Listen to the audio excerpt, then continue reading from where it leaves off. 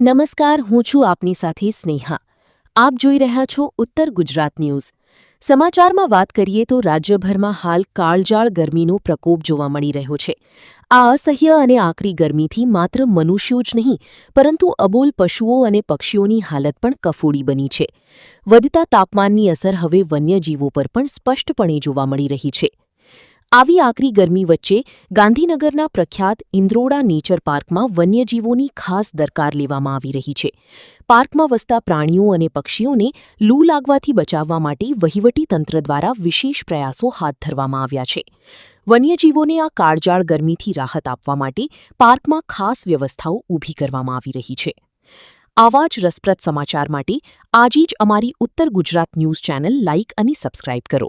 મને આપશો રજા. નમસ્કાર.